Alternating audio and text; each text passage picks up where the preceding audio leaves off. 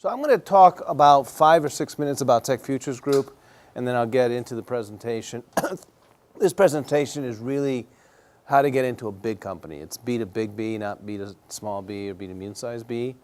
And it's really more on marketing and selling tech companies or tech products or tech ideas to big companies in an established market. So that's what I'm going to be focusing about.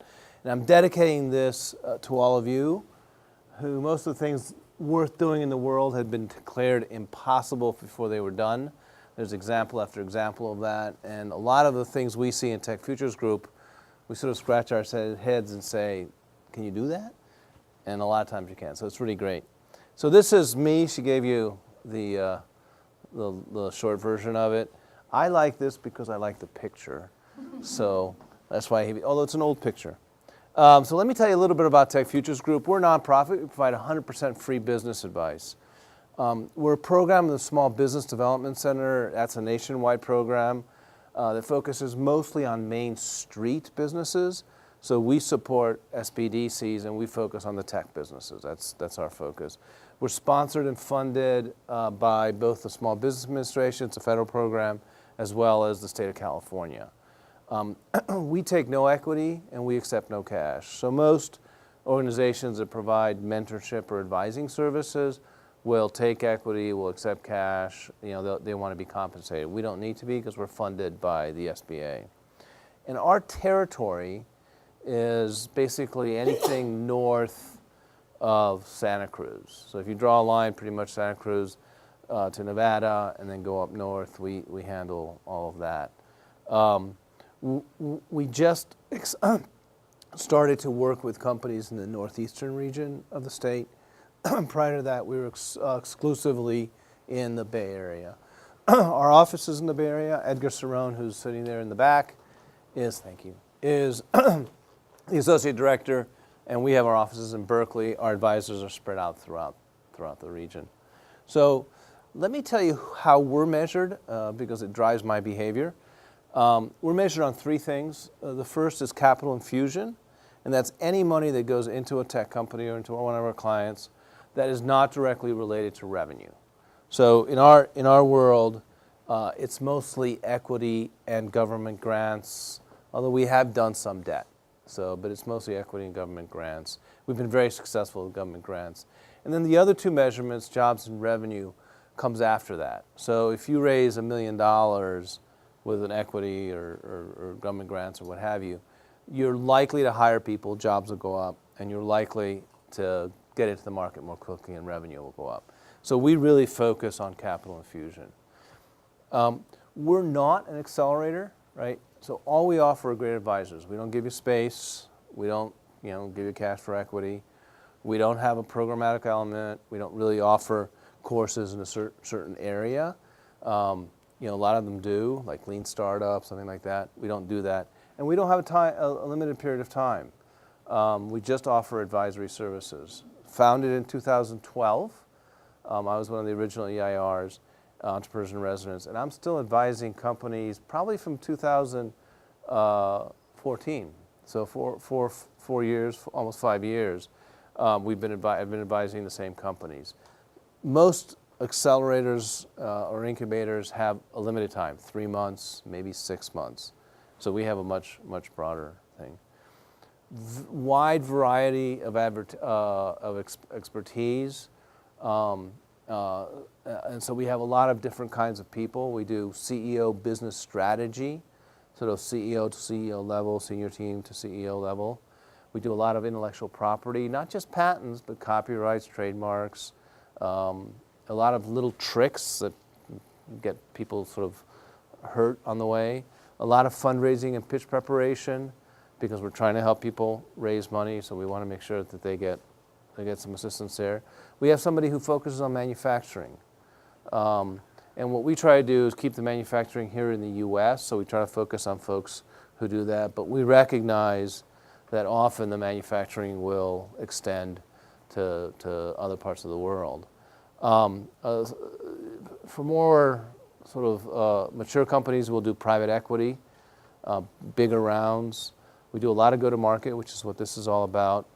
And then we do financial modeling. So we'll actually develop a financial model so you understand your business better and are better prepared for pitches. We'll actually deliver to you your financial model. And then, of course, we do government grants, and we've been extremely successful there. So how does it work? The tech company or the entrepreneur, we can take companies as early as somebody with an idea, right, and maybe a tech somewhat developed. No company, no team, pretty much nothing, except for their idea and their technology, all the way to a company that's been established for 10 years, so long as they're still small. Okay. Our sweet spot is a couple people, so it's not just a single individual, a technology at sort of beta or better, some understanding of product market fit, and then also some understanding of how to get the sales, the pricing, and that kind of thing. If you've got revenue, great, then you're really great for us. So anybody in that whole continuum can apply. Edgar and I review the applications, and then the ones we like, we send to one of the lead advisors, entrepreneur residents, and they make the final decision.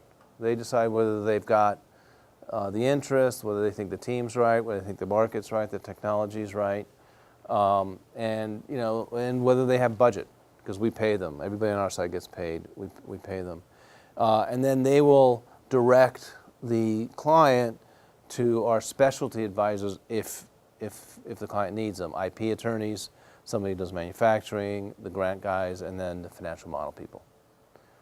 So you're in the center of our world. These are the EIRs, wide variety of experience. The guy on the far left, I'll just go through one or two of them. Alan Young has started a couple accelerators. He's a super angel. He started his first VC company in college, which is unbelievable, and had 3 IPOs out of that, which is absolutely unbelievable. He's a superstar. He's really great. Rena's a woman next to him, Jad Huff. She's has done 3 startups successfully, and then she's also started an incubator, and she does a lot of B2C, business to consumer, as well as B2B, but business to consumer is her thing. And then the one next to me on the right is Mark Klopp. He does a lot of medical, so he's a med tech guy, really understands that. And Louise, to his right, sits on the board of Caltech, and any weird technology gets sent to her because she's really smart. So she's the weird tech person. Patent attorney is Pat Riley. He's down in Santa Cruz, but he comes up everywhere. Manufacturing is Gregory Thale. He tries to help companies in early stage manufacturing, prototype, that kind of thing. Financial models, we have 2 folks. We actually have a small company that does that for us. And then the grants and the SBIR is the other one. And the way we work is high potential clients receive more time. If you're progressing, then great, we'll spend a lot of time with you. So here's some results. Jobs created, capital funding is the one that I look at the most. So this year, so through the beginning of this month, our clients have raised about $45 million with our assistance. We'll probably end the year at about 50, which is pretty good, 49 maybe, 48. And then last year we did about 40 million, a little over 40 million. Our companies did year to date, since the beginning of our being founded, about 155 million. So we've been pretty successful. Last year, this year I don't know the numbers yet, but last year of the 40 million, about 10 were grants, government grants. The rest was equity. And then in terms of government grants, we've been very, very successful. These are 2016 numbers. We've got to update them for 2017. I've got the numbers, but we're in all of California, these specialized grants that range in size from $225,000 for phase 1 and $1 million for phase 2, so they can be nice size. About 15% in all of California, not just Tech Futures Group, but everybody who applies for these grants gets funded. Our fund rate is about half, 57%. So we're doing really, really well when it comes to that. And then phase 2, which is the bigger one, the $1 million, we're basically hitting everybody. So we're done really well. Okay, questions on Tech Futures Group? Tech Futures Group. Do you do crossover tech, for like consumer type things that are technology integrated. So, for example, smart clothing, things like that. Yes. So we define technology very, very broadly. It's not just somebody who has a patent or some PhD researcher out of some university somewhere. It can be a novel combination of existing technologies. Mm-hmm. So we had this long discussion when we started Tech Futures Group. Is Facebook a tech company? Mm. Some of the EIRs said no, and I said that's insane.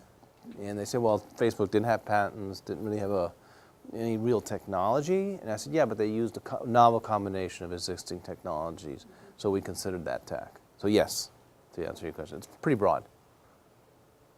Other questions? Okay. Okay, so here's what I'm going to cover. I sort of divided it into two parts. Sort of the strategy piece of it. So the way my mind works, I look at things strategically. Sort of big picture. I go up 100,000 feet and look down, and then on the ground. Okay, now I know sort of where I am, lay of the land, let's figure out how to get there. So I'm going to talk strategically. Do you have a technology or do you have a product? If you make a mistake there, your tactics are going to be all wrong, okay? What job is your product doing? Rather than thinking of your product in terms of features and benefits, think about what it's accomplishing for the customer, for the person who's paying for it. How do you choose the right market for your product? Sometimes a product or technology will have a variety of markets. How do you choose the right one? And then the tactics are, how do you actually find the right company, and how do you reach them, and who in the company do you reach, and how do you do that tactically, LinkedIn or whatever it is. What do you do in conferences to get in front of folks? What do you do in the first meeting? And then, finally, what are the valuable early agreements, like pilot programs, something like that can really, PR announcements can be an early agreement. Obviously NDAs, non-disclosure agreements, that kind of thing, can really push your company forward. Okay, so I'm gonna. I have till about 7:15. Okay, so I'm gonna go relatively quickly on this. So technology is something that works in the lab, or maybe it works on that bench, but not this one. Right, so it's not quite there. You need more research, you need more experiments.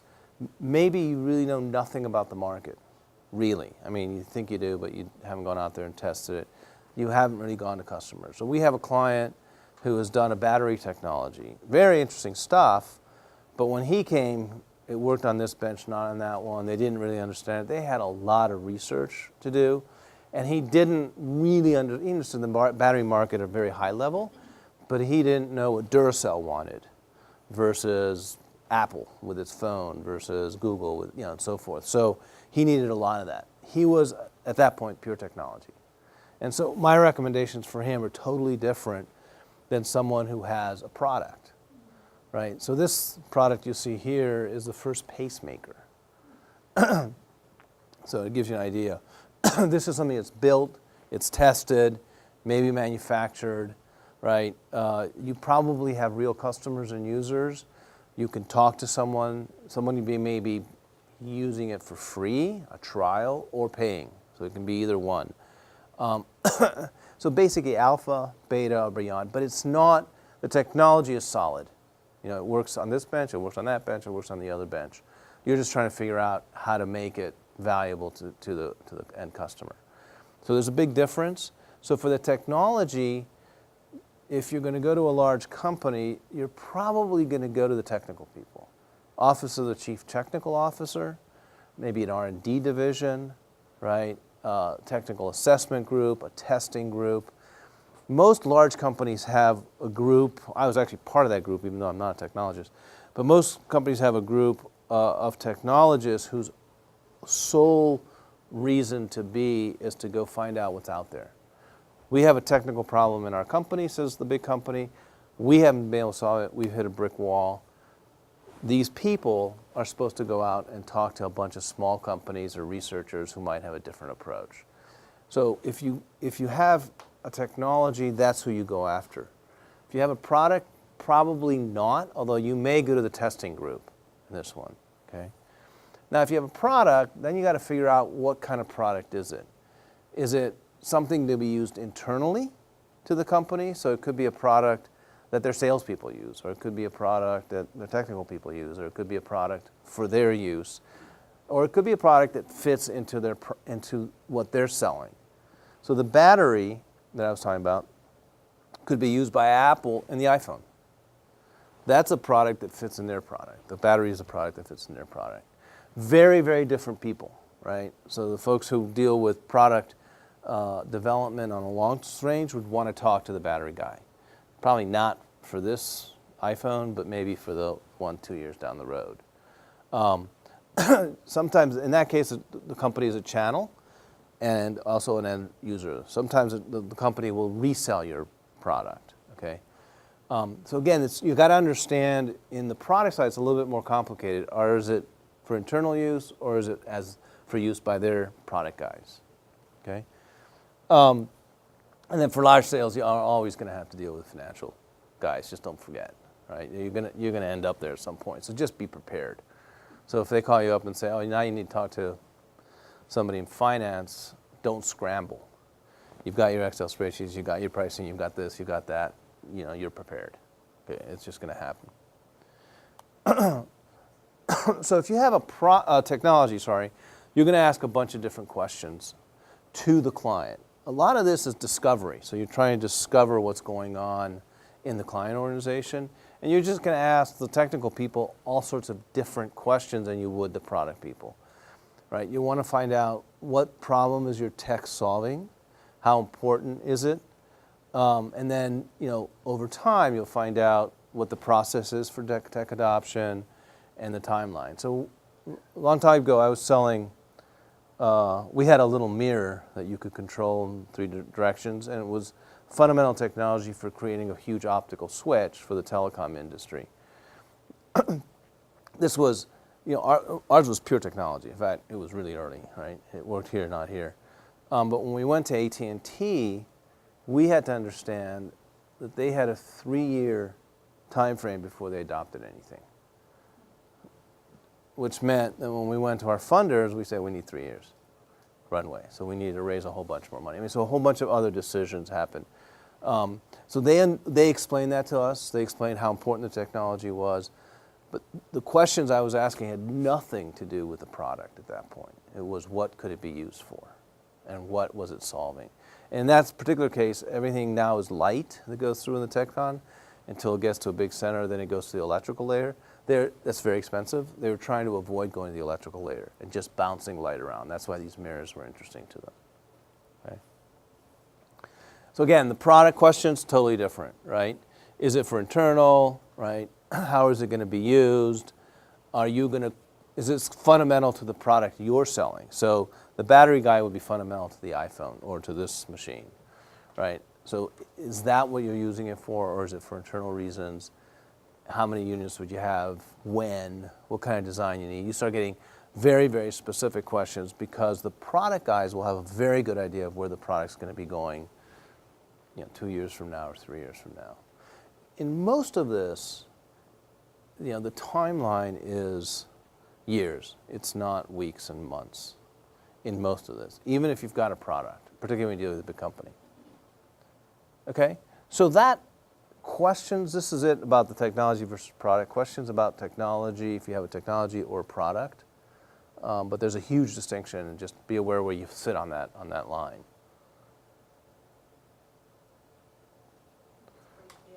Okay, no questions. Okay. So there's this guy named Clay Christensen, whom I like very much, who's a Harvard professor, very, very good. And he looked at the world in a different way. Most people, up until him, were looking at the world and say, let's look at your product in terms of features and benefits and that kind of thing. And he said, no, let's look at your product in terms of what job it's doing. So what his argument was, and it makes sense, is you hire everything. You buy something to do a job for you, right? So what's the job your company is doing or your product is doing? He uses example of yogurt. So you can buy yogurt in a thick yogurt or something you could, like a smoothie you could drink. Well, the job those two types of yogurts perform can be very different. So what he found out when he did a study for a company who paid him was that in the morning, drivers came in and some bought the smooth yogurt that they could drink and some bought the other stuff that you needed a spoon with. And the folks who were buying the one with a spoon had kids. And what they were, the job that yogurt was doing, aside from nutrition and all that, was keeping the monsters in the back quiet. So they'd sit there and they'd, eat, the yogurt, and it was hard to eat because it was thick and they couldn't suck it out of a straw, they needed a spoon, whatever. Kept them quiet. The folks who were buying the smoothies wanted to get to work, and they said, look, I have a 10:30, 11 o'clock, a meeting until 11 o'clock. I'm going to be starving. This has got to keep me until 11. But I'm driving. I only have one arm. So I'm going to drive with one arm. I'm going to sip with the other. I want to be able to drink it. I don't want to have to scoop it out because I'm going to get into an accident. Different job. It was still yogurt, but he talks about the job, the thing. So when I read about this, I thought that's a really, and he's had a huge influence, that's a really different way of looking at it. Okay, so I'm going to give you a non-technical example. I gave you the yogurt, which is what his example was. I use the example of a nail, right? A hammer. So again, what job is that hammer doing? Now, most people think of a hammer as basically, pounding in nails or taking out nails or something like that. That's fine. It's good for driving nails and removing nails, but it can also be used to break stuff. I've used a hammer to scratch my back, right? Dig a hole. There's a lot of different, it's not the right tool to scratch your back, but it works. For in that moment, that's the job that hammer was doing. And then if you look at it, it turns out that there's a lot of different hammers, and they're all doing different jobs. So the ball peen hammer is for hammering and shaping metal. The bossing hammer is wooden, right? With a pear-shaped wooden head used for shaping and stretching metal over a sandbag. Again, the tool is bought to do a job. You're going to buy the bossing mallet to do the job that a bossing mallet does. Bricklayer hammer is for breaking bricks. That's what the job is. That's what you're going to buy it. So when you think about your product, if technology is a little different, but if you think about your product, think about what job. Why are people buying what you have? Don't think of it in terms of solely, in terms of benefits and features and that kind of thing. That's fine. I think it's a good exercise to do. But at the end of the day, think of what is the job that they're paying me to do or paying my product to do. Right? It's a totally different. Read him. He's got some really good videos on Clay Christensen on YouTube. He's a delightful guy. So now that's a little bit about what job your product is doing. Questions so far? Different way of looking at things, right? For me, it was very, very different. It wasn't a feature benefit, which I'd been doing for years and years and years. Okay, so obviously that's a great point, and you always know when you're developing a technology or a product that you have an idea of what people are going to be using it for. You need to follow up and make sure that, and you will always find that they're using it for completely different things. So how do you stay on top of that? You got to talk to a ton of people. So you have to know what the different jobs are and the different uses are of your technology. And then initially, when you're first starting out, go for the one, listen until someone tells you, and you start making excuses, well, it's not quite ready, it doesn't have that, doesn't have this. And when they say to you, shut up and take my money, you know you've got it. And I actually heard that said once, but it stuck with me. So when you hear somebody saying, I have a need today, can you get it to me tomorrow? How much was it going to cost? Then you really know you're onto something, right? And the question is, next question is it only one company or one person, or is it a bunch of companies, a bunch of people? And that's when you have to do some more research. Okay. Should we go on? Okay. Okay, so I did this presentation for biotech, a bunch of biotech companies. So a lot of the examples here are going to be biotech. But the first thing that you have to understand is, it's really, when people say biotechnology, it's a huge market. Well, what part of the biotechnology? So you have to get down to the right part of it. And it may not, so that's one, if you know it's the biotech market. But I was worked with a carbon capture technology that we thought was great for the medical, because it would capture carbon in certain medical situations that were highly important. Turns out, well, not really. So we had medical, where it says biotechnology, we had medical market. And turns out that beer was a much better choice, because beer produces a lot of carbon dioxide that needs to be captured. And then at the end process, you have to put carbon dioxide in the bottle at the very end. So they both produce a ton of it, which they release into the atmosphere right now because they can't capture it. And then they buy basically medical grade or consumer grade CO2 to inject into the bottles. So the other thing is, I had a choice. I could deal with medical market or the beer market. It's no brainer. You just go straight for the beer market. So I tasted a lot of really good beer on that one. So anyway, so understand that. So once you say beer, then everything changes, right? It's not the same market at all. Again, the way my brain thinks, I look strategically. So I'll go way up and say, okay, let's do market study. I'll maybe buy some research reports. I'll read them. Maybe I'll talk to the analysts. Frankly, I do a lot of this with a lot of skepticism. Most of the analyst reports are looking in the mirror. They're not very good at looking forward. Some of them are conflicted because they've got big companies that are paying them, and so they're going to talk much more nicely about big companies. They're not great, but they do give you sort of you can see through the glass darkly. You sort of see what's going on. So I still do it more as an exercise. If that's all you have, then you haven't done enough. Okay. Then you want to disaggregate the market. So we're using the healthcare market initially. And you do all the components of a healthcare market, and then you start circling where your product might play. Maybe it's direct to the hospitals. Maybe it's direct to doctors. Maybe it's the medical device companies that want to buy my medical device or my technology for theirs. It could be a research institute. It could be a distributor. Okay, so you go through all that, and then one you don't want to forget are the consultants. Consultants are great people to talk to because they can get you in the office. And they're the ones often who are much more outside the organization. They're not just in the organization, in that cubicle alone, or that office and that office alone. They're in and out. And they know a lot of people in the organization. So don't forget them when you do this analysis. One of the teams I worked with did this. I vowed I'd never do it again, but if you can draw a picture like that, then you've probably done a pretty good job. But you want to know sort of the market ecosystem and landscape, right? So you should be able to say who pays whom, who buys from whom, that kind of thing. Where are the needs? Where are the jobs? You should be able to understand the technical issues that people are grappling with. And then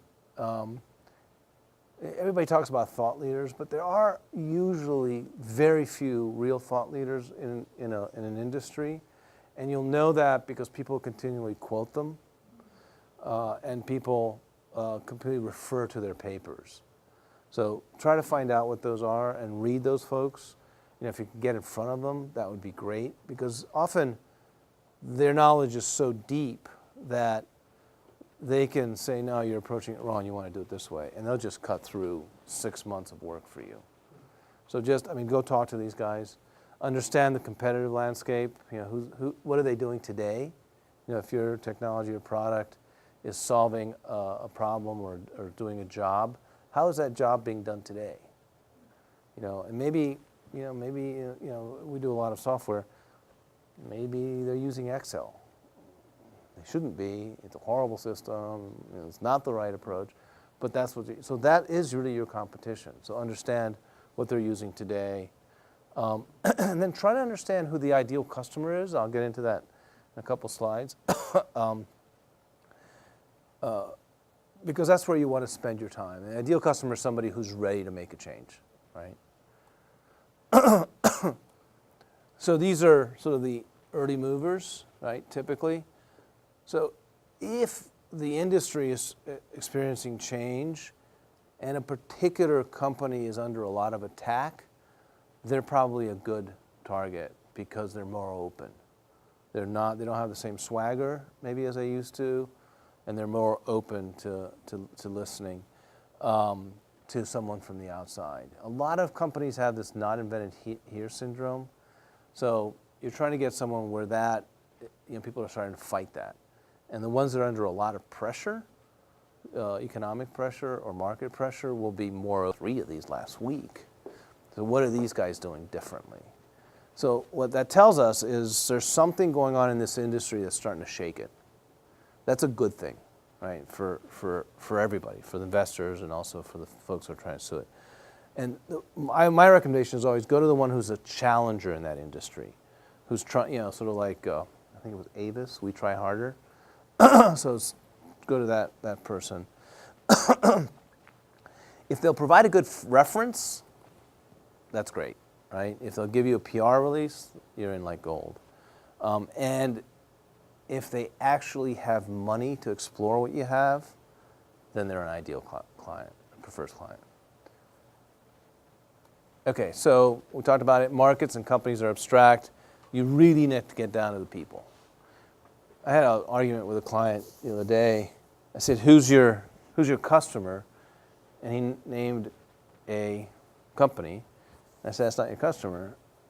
And I said, okay, give me the face of the person who's on the wanted poster. And he said, well, it's the company. I said, no, it's not. Somebody in that company is buying, right? It's Joe or Mary or Jane or somebody who has a responsibility to solve the problem you're solving or the job, has to do the job that your product can help them do.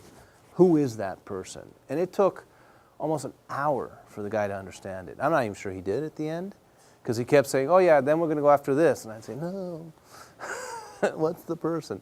So you should be able to define the job, right? And so what I do when I do a lot of this is I would say, well, I need somebody who has a title that looks like this. So I do searches on titles, right? And then, people's names would pop up, and then I'd start targeting them, okay? So you really want to go to that level. I'll go through some of the questions you should ask in that. I'll give you a couple examples. But your discussion with these folks, you want to get in front of them. If at all possible, physically in front of them. Person to person is much better than phone. It's probably it's definitely better than phone, and a bit better than Zoom or something where they can see your face. It's just not the same. So if you can do at least one meeting in front of them, that makes a huge difference. And then, I'm sort of skipping ahead a little bit, but my recommendation is listen. Ask questions. What I do when I go to these meetings is to control myself. I'll have a piece of paper, and on the top, I'll write, seek to understand. I'm trying to understand you. It's not about me. It's not about my wonderful product. I've been in those meetings where somebody talked about the product for 25 minutes, a 30-minute meeting. They've learned nothing, right? And yeah, sure, I'll talk a little bit of the product, but how would you use it? Where do you see it might work? What are the problems with it? Would you be willing to give us a specification sheet so we're creating the right thing for you? What would it look like? What's the next step? How long does it take you? Do you have money? All these questions, right? Rather than, the product, does the following 15 things. Okay? So what was that book? Some people are more equal than others. Yeah, Animal Farm. Yeah, thank you. So, anyway, it turns out there are. Both in Animal Farm and otherwise. So again, if you're with a technology versus a product, you're probably going to go to the office of CTO, right? I wouldn't necessarily go to the CTO first. I have, but I wouldn't necessarily go to the CTO. But I'd go to the highest level person in that group. Not the CTO, but in the group that's supposed to be looking at the technology you're developing or solving the problem they have or the job they're doing.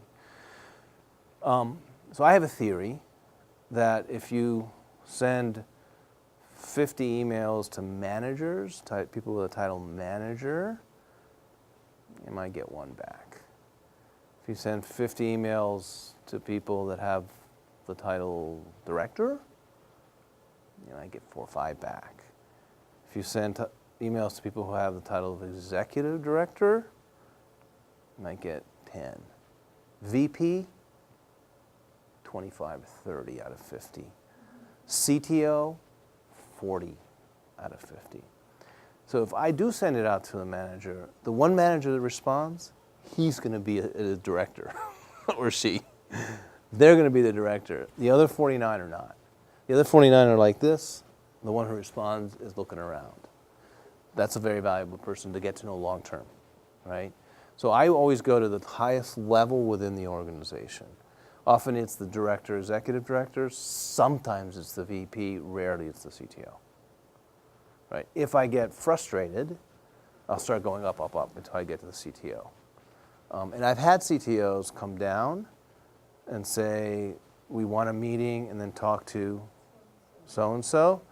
And what's uncomfortable, this has happened to me, is when the so-and-so's in the room whom you sent an email to. The problem is they hate you. So they're trying to kill you. So it's a really risky thing. So I always try to go, and typically, we'll go through emails a little bit, but one contact's not enough. So you want to do a series of contacts, right, if you can, okay? You want to target the right people. And again, seek to understand what's their objectives, what's their process. Most companies have a process for looking at technologies and products that might fit into their needs. So understand what the process is, and they vary. So depending on how valuable it is. In some cases they'll say, yeah, we'll trial it. Give us 10. Wow. In some cases it's 3 years. Okay. So in the technical field, most of the folks read and write technical papers. A good way to get in front of someone is to have read their paper and quoted it to them. So you send an email or you get connected to them and you say, in your technical paper you wrote this, and that really flatters them, and we have a different approach to that. Can we talk? Almost always you get a meeting. Okay? Know their challenges, right? There was one, I had a buddy of mine who was actually the CEO of the company. I was the VP of Sales and Marketing. Wonderful person. And he went to, I wasn't involved at the time, he went to a big presentation, and that was a mirror company, and no one could control mirrors the way we could. And this woman was giving this presentation, a PhD researcher at AT&T, and he said, yeah, but what if you could control the mirrors? And she said, well, you can control the mirrors, you can solve the problem, but no one can control the mirrors. We can. She gave us a meeting. She didn't believe it. She thought it wasn't true. So we knew their challenges. In that case, we knew that they wanted a big switch that could only be made with mirrors that controlled. That was the fundamental technology. And she, in this case, she was thinking about it with old technology, pop-up mirrors, it stuck and it just wouldn't work. So we completely changed the way she was thinking about her challenge. Hard to do, but they'll test you and test you and test you. Okay, so you finally get a meeting, right? Who will be in the room? If it's technology, it's likely to be a room of PhD researchers, right? Very different group of people. Often the CTO will be there, right? And often the expertise will be complementary. So it won't be all physicists. It'll be physicists and something else, engineers and something else. So you'll get, you have to be really good about being able to answer everybody's question.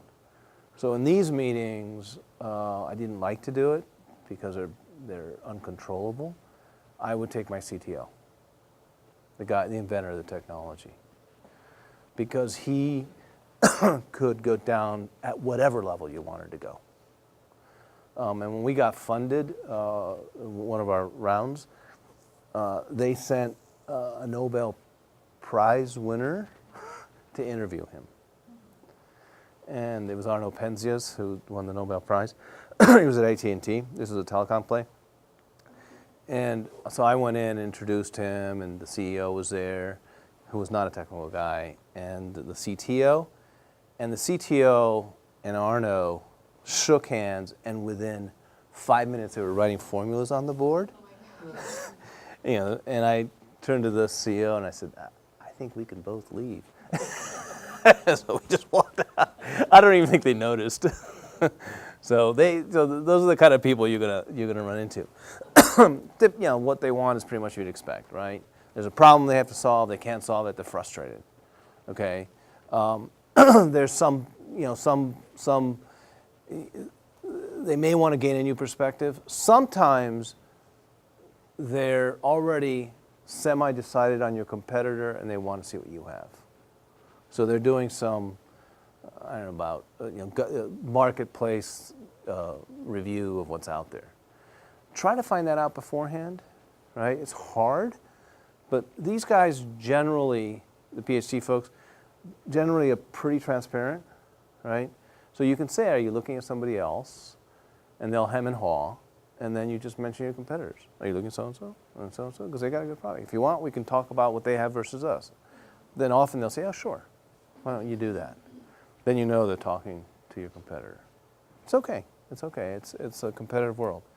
For the product, people you'd expect, product managers, marketing guys, sales, you know, maybe technical departments for the product. So there's technical, and then there's a product technical. So almost every product has a small technical team that understands the ins and outs. And then, you know, they want typically for their product market differentiation. How can we make our product look better? So this battery guy has a way. His technology is very interesting. I'm not sure he's going to be able to develop it, but it doesn't matter. The battery doesn't produce heat, so it doesn't expand, which is interesting because when in your phone they have to leave a little bit for expansion. And then you can recycle it with very little loss, which is not true of this phone, and it comes in any shape. So Apple would be very interested because it would allow them to differentiate their product. They can make it thinner, you know, they can make it different heat issues that they don't have, you know, so it reverberates down. So that would be solving a specific technical problem for Apple. We haven't talked to, you know, he hasn't talked to Apple yet, but we've talked about talking to Apple, and then it would help them differentiate and solve technical problems. So it's a sweet deal. Okay, question about who to go after? You guys are just, you sure? Okay. Okay, warm introductions, obviously, right? I'm not saying anything you don't know. Social media, LinkedIn, Facebook. I don't use Facebook, but other people do. I go to the alma maters. It's not quite a warm intro, but often if you say, I went to the same school you did, you know, even though they're in engineering and you were in something else, most of them treat you a little better than a cold call. So it's a slightly warm intro. Associations are great if you can join them. I've done that before.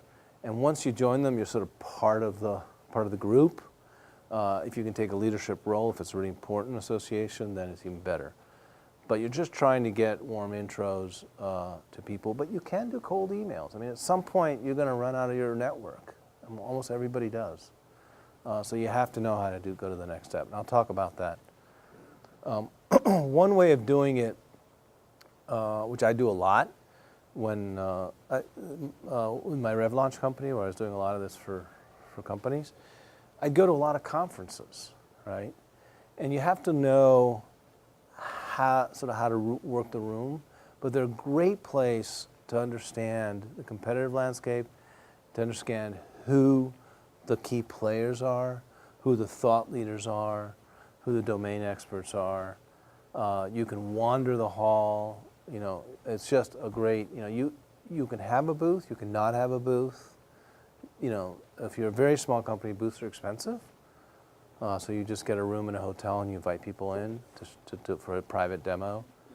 For a lot, I work with a lot of PhD researchers in my private practice, and they're not very good at this. So there's a learning curve. There's a book that somebody wrote. I probably should have written it. It's called "How to Talking to Humans." But so again, trade shows. The way I do trade shows is minimum attend. See if you can speak. They're often desperate for speakers. I'm always shocked by that. And I continue to talk to them up until, a week before the show or whatever, because speakers cancel. Speakers get sick, and then the speaker they wanted to replace that person isn't available. And so you can do the speech.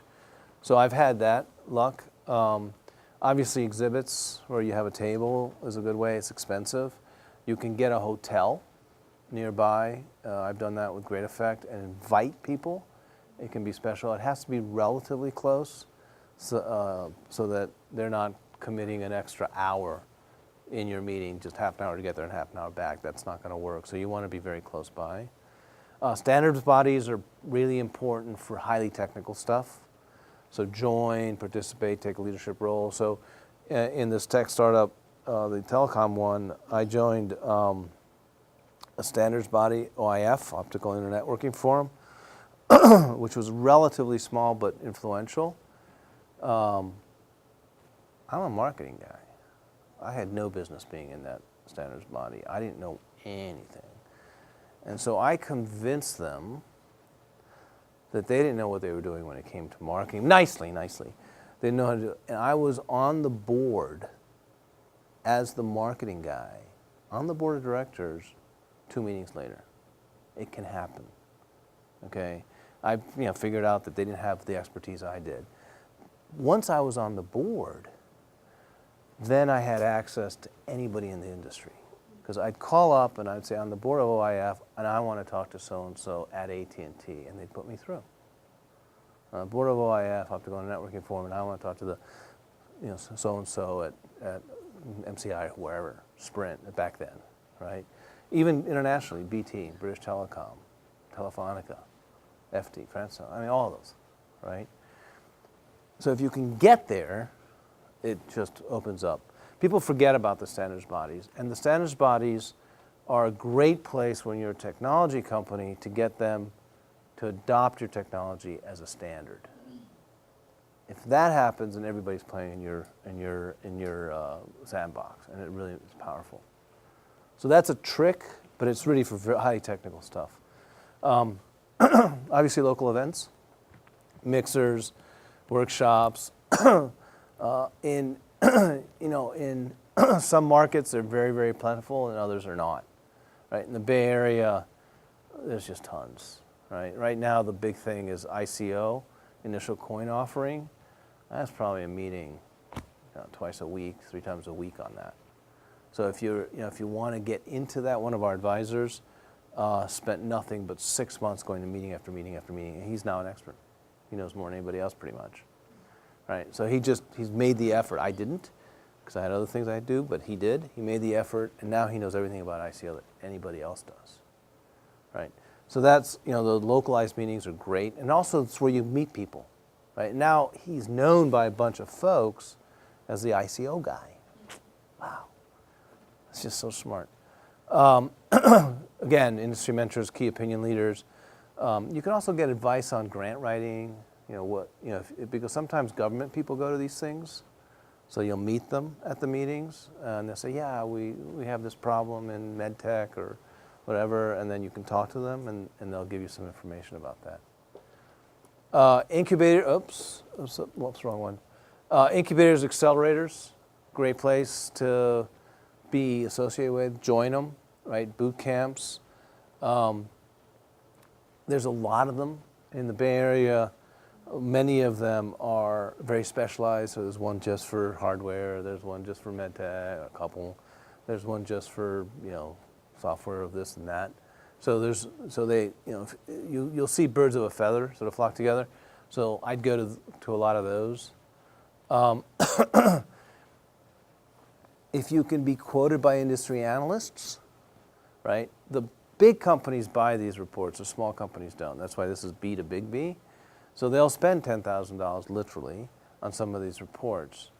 I actually worked for a small analyst company, and the best folks talked to the analysts, made themselves available to the analysts, became friends of the analysts, took the analysts out to lunch. They were always well written up in the reports. And those reports were bought by the CTO of the company.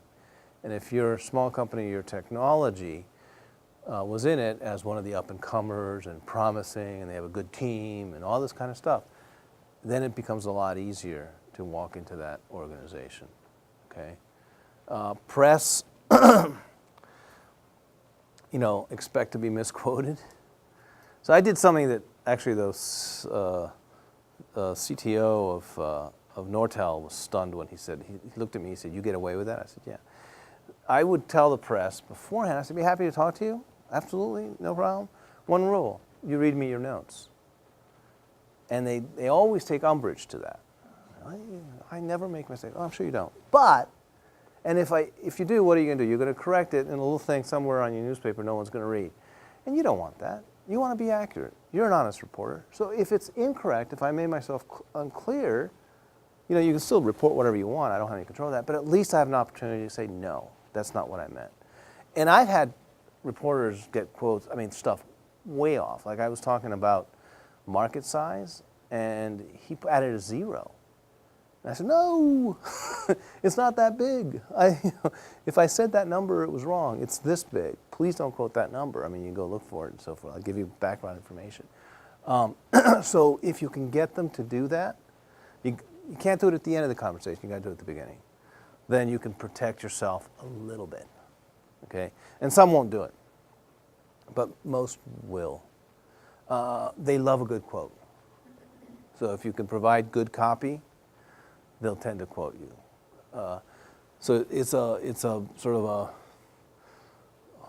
a bit of a balancing act. You don't want to be so outrageous that you come across as nutty, but you want to be at that point where, oh, that's an interesting idea, okay? And then what we call executive whispers, white papers. If you can make it a little bit controversial, then people will quote you. This technology is garbage. Our technology is better. Okay, that's probably a little bit too strong. But what I'm saying is if you can say something that might be controversial, everybody thinks the world is going this way, and I see the evidence going the other way, then you're likely to get quoted, and you're likely to get read more often. Speaking engagements, entertaining, that kind of thing. Visionary, good luck. Advisory boards are great, okay?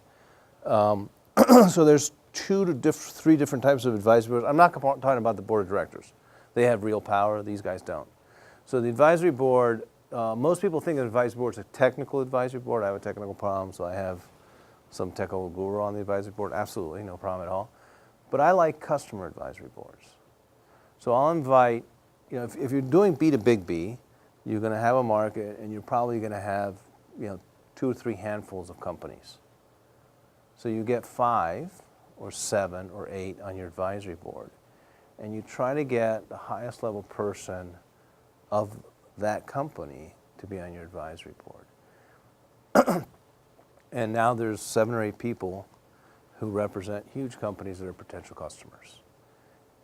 And what you do is you then get them to help you, not only missionaries within their company, but help you produce the product, if the product hasn't been developed 100%, to their specifications. Look, if you're going to sell to us, you need to have this. Okay? Let me talk to the manufacturing guy. Let's bring him in, or somebody else. Then, with that information, I go to the next company and say, do you need this? I don't say, AT&T needs it. I say, is this your requirement also? And so then you start, and actually, by the end, they think you're really smart. But all you've done is taken ideas that everybody's given. Customer advisory boards are really great. And if you can get a good customer advisory board, it's really helpful for raising money from VCs. Because they'll say, who do you have, who are you talking to customer-wise? And you say, these 5 customers. Oh, and by the way, they're on our advisory board. They'll say, well, what is that? And you say, well, we meet 3 times a year. We have dinner. They meet internally with our team. They're able to answer questions. Here's their names and here's their phone numbers. Call them. VCs love that. So customer advisory board, and it's flattering for the customer, right? In that situation, I go as high as humanly possible. So I had, for AT&T, I had a guy who was an AT&T fellow. There were like 24 fellows in all of AT&T. So it was a big name. I had the VP of engineering of MCI, back then when MCI existed. I had the VP of engineering of a Canadian telecom. So I had the highest level I could. And they loved it because they were all equals in the room, except for me. I was down here somewhere. And they can also provide endorsements, credibility, that kind of thing. Okay? Okay, let's talk about, you go to a conference, okay? If you can't have a one-on-one, how do you get in front of the speaker? Obviously attend their thing, send them an email, refer to a letter or an article they've written. Something, when you approach them, make sure you approach them with something that's of interest to them. This is why you have to do your research in terms of what technical area they're interested in. You wrote in this paper, or you just said this. What about this, right? Then, like the conversation with the mirrors. What if you could control the mirrors and, with high specificity over a long period of time? That was a question that this woman, this researcher from AT&T, really got a charge out of. The mistake people make is they pepper them with questions. What about this? And what about this? And what about this? And what about that? That's not, as a speaker, that's done to me, and it's like, and then I feel it's insulting the people behind them, because if there's a long line of 5 or 6 or 7 or 8 or 10 people, and you're asking question after question after question after question, they're trying to move you along so they can give other people time. It's much better to give the card, grab a card. Ask one intelligent question, maybe 2, and here's my card. Can I email you about this? And almost always they say sure. But don't be a hog in the front, because you're going to sort of annoy the speaker, and you're going to annoy everybody behind you. So be good about that kind of thing. This is a hard thing for a lot of PhD type researchers, but receptions are hard for most people, including me, right? Random occurrences are hard. You have to have sort of an elevator pitch. So, a 1-minute description.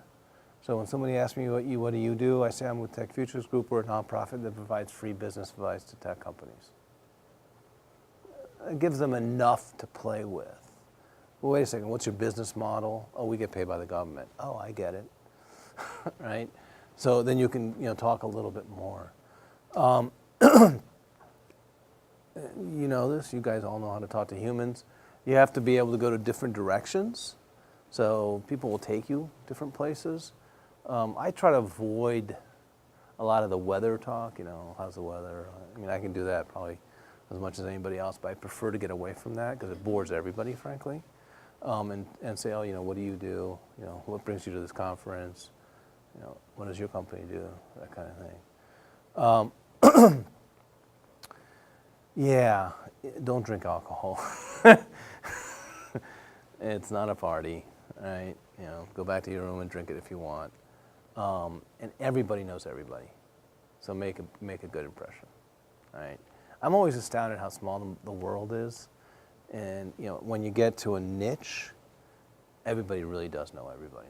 It's really, really small. Okay, elevator speech.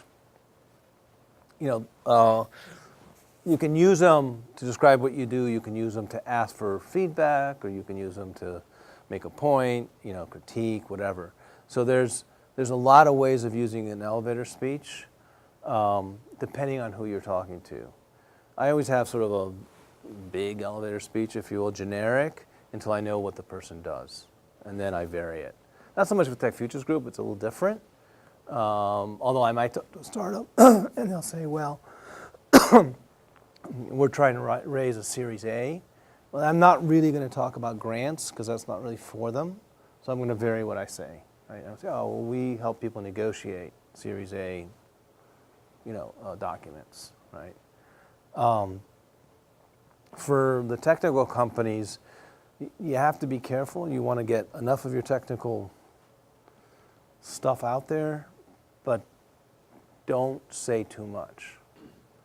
So people will often use these places to do sort of market espionage, so just be aware of that. When they start getting really deep, I get a little nervous, and my answers become vaguer and vaguer and vaguer.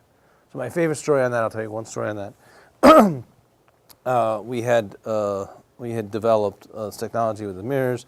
One of the guys who worked with us was a great guy, Caltech, very, very bright, right? Very, very bright, but not the most. He had trouble dealing with humans, and we had in the room a company whose name will remain nameless, who we didn't trust, which we knew they were trying to steal what we had, because we knew they had a development effort to do exactly what we were doing, and we knew they were failing through the scuttlebutt. And the more of these people came into the room, they had about 50 people, and most of them would not sign in. When I asked people to sign in with their phone number and their email, and there were 3 of us. It was him, Steve, Greg, and me. And I just turned to Steve and I said, tell them nothing. So he did the presentation, and they asked a very specific question. They were clearly trying to get a technical answer. And Steve's response, God bless him, was, one can imagine a lot of ways of doing that. Exactly useless for them. So be aware that you might have to come up with something like. One could imagine a lot, right? So just caution there. I don't want to read this, but this is actually somebody was taped about their intro. So I'll just read part of it. So let me tell you a little bit about what I've been involved with, or just to set the stage. I'm not sure there is any there right yet in the sense of our idea, but I'm involved with this grant program it's a New York State grant program called PowerBridge New York, and one of the things they do is, or the primary purpose of it is, it's a commercialization effort to get academic research from a very small set of universities in New York to the market, right? And I don't know if I told you, but I'm involved in graduation. Okay. That's one way of handling it. Here's what he should have said. I'm a graduate student at Stony Brook. I'll graduate in May with a PhD in mathematics. I didn't read the whole thing, but somewhere in there it said he had a PhD in mathematics, right? I'm working with a professor on a grant program whose purpose is to help commercialize intellectual property developed at universities. If you're the guy who's receiving that, you can say, got it. You're a university professor, you're math, and you're trying to commercialize. Got it, right? The other stuff, I had no idea what he was doing. We have developed a predictive financial model. I didn't read the remainder of the last slide. It says it's further on. We have developed a predictive financial model to help options traders figure out what bets to make.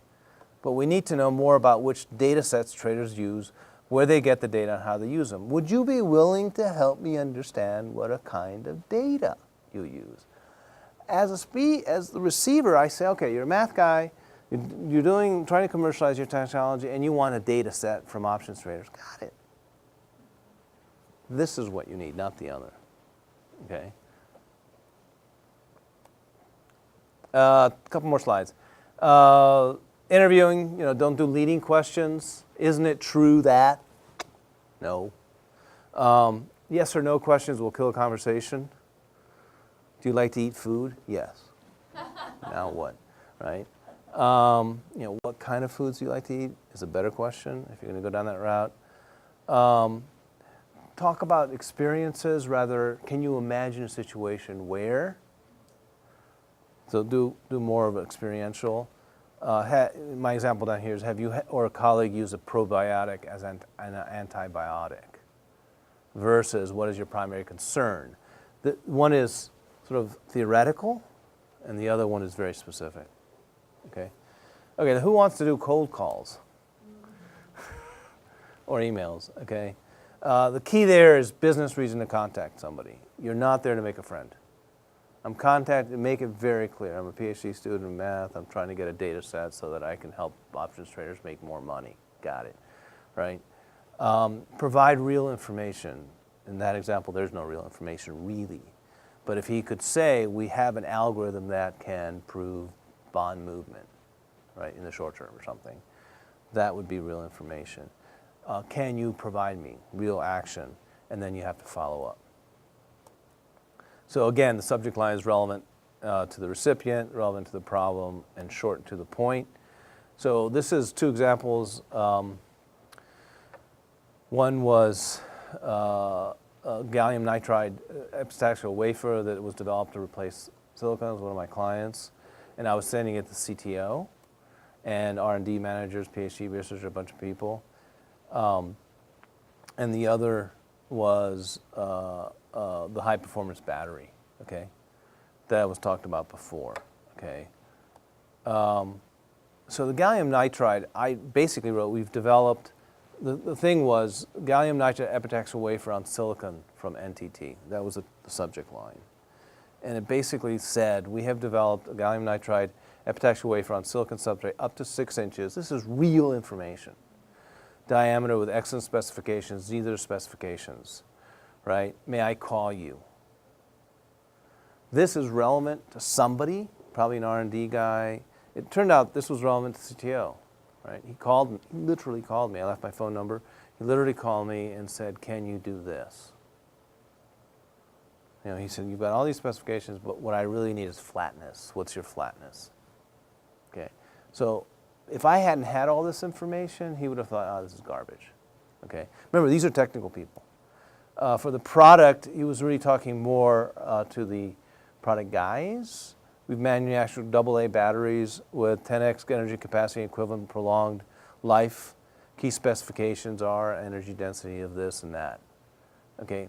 We're looking to add, your company, whatever company it may be, battery company, Everready, whoever it is, to our short list of companies receiving samples for internal testing. Do you want to be included? Pretty clear. So we talked about conferences. So let's talk about feedback loops and listening. I mean, the key here is, as I always say, seek to understand. And I try to understand not just, what the problem is, but what the job is of trying to get done, right? And if you use that word, what job, people sometimes puzzle, so you have to be able to explain it to them. Understand where their difficulties are. I test a positioning statement. I didn't talk about positioning in this presentation, but positioning is how you frame what you have, and it can make a big difference about how they view you. So, you try to I test different positioning statements subtly in the conversation.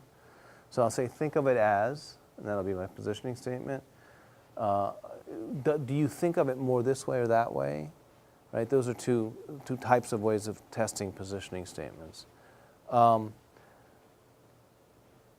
If people are quiet, then either they're thinking or they don't get it. Try to understand what makes them jump up. Right? If they say, oh, that really is interesting, tell me more, that's what resonates. And that helps when you talk about how you frame your product, how you position. And then I always ask for a small commitment. If you just leave with a handshake, it's not so good. If you say, can we have another meeting? Can I send you a sample? Would you do a specification sheet for me? Can we meet at the next conference? Right? You know, who else needs to be involved in this? Get something concrete. Don't walk away with a handshake because it'll just die. Okay. Oops, wrong. Okay, obviously, questions, listen, and don't talk much. Okay. And again, these are open-ended questions, not do you like food, but you know, what kind of food do you like and why, and you know, that kind of thing. And then don't talk as much. Okay. And then ask for a commitment. Okay, valuable early agreements. NDAs, non-disclosure agreements are fine. You know, almost everybody will sign them. If they don't, that's okay. Just make sure you don't provide anything that's confidential. Right? But whet their appetite. And I've had meetings like that, and then I'll say, I'm sorry, I'd love to be able to answer your question, but we're not under NDA. If you're willing to sign an NDA, I'd be happy to answer that question in depth. But for right now, I can't. And they understand that, right? You want to have a follow-up meeting with a gatekeeper or somebody else or other researchers, right? Those can be very, very valuable. Tests and trials are great. Usually the first test for a tech product is going to be destructive testing. They want to know the failure modes. So the gallium nitride epitaxial wafer example that I gave earlier, we went with one of the big companies, and I think they bought 30 of them for destructive testing. You know, we'd get them back, but they'd be destroyed. And that's okay, right? We were willing to give it to them. I think they paid some money, like a little bit of money, although frankly my client didn't care, right? I did it more as a proof that they really wanted it. Look, they actually paid money for it, okay? Small trials, betas, endorsements can be very important, right? If you can say AT&T endorses us or Fujitsu endorses us or something like that, well, you can take that to the bank. So try to get that. What you'll find is the technical people won't have a clue about it. The marketing people understand how difficult that is. Joint white papers, if you can get those are great. Why am I going backwards? You're probably here. You want to go over there? So most people who come Tech Futures Group think they're somewhere in the middle, and they're not. So, you know, recognize in a lot of cases you're going to be really early. Okay? Entrepreneurial creed. Far better to dare mighty things to win glorious triumphs, even though checkered by failure, than to rank with those poor spirits who neither enjoy nor suffer much because they live in the gray twilight that know neither victory nor defeat. So don't live in the gray twilight. Excellent. Thank you. I have a question. Just the mic. So two questions actually. One is I was intrigued by your advisory board thing because I'm used to having that with nonprofits, but not so much in a for-profit company. I love the idea, but how do you, I guess, sustain it? Like, what is a best practice? Like, if you're meeting twice a year without it getting old, like, you know. It's usually before you start selling. Okay. So once you start selling, the advisory board sort of tends to go away. Okay. So there's sort of a natural limit. We typically met during the dates and the places of large conferences. So it's Baltimore on such and such a date, everybody was there. So we'd meet everybody, you know, we'd fly in also, we'd probably have a booth, and we'd meet everybody there. So that's how we managed it. But this was not considered a very long-term strategy. It was more, you know, a year, you know, type of thing, maybe two. You should, by the time you're in the market, then the advisory board, you know, tends not to be as important. So you just dissolve it. Great meals. Great meals. Oh yeah, great meals. I mean, $5,000-$6,000 meals for the group. Oh yeah, great meals. How many people? 10, 12. Oh yeah, yeah. Ooh. I could tell stories. So yeah, great meals. And also nice gifts. Yeah. Nice gifts. So little things. Sometimes they demand equity. I try to avoid it. No pay, no cash. Yeah, because you're advising. Yeah, Advisory board. yeah. Tech Futures Group. So I just wanted to understand, do you help just with startups, or do you help with companies that are probably that have been around and maybe not want to grow, or? We do help with that. So our sweet spot is sort of the startup phase, beta product or better. But we work with companies who've been around for a while. Their needs are totally different, right? I mean, some are raising a Series A, so they're raising more money to scale quickly, something like that. Some are trying to get into a new market, and they haven't figured out how to do that with their product in an adjacent market. Some, we had one, it was actually a guy I knew, who wanted to work with Tech Futures Group because they had board issues. And they needed someone who'd done that before, had worked on boards and knew how to work with those issues. So it varies. The needs of the established companies are very different than the needs of the new companies.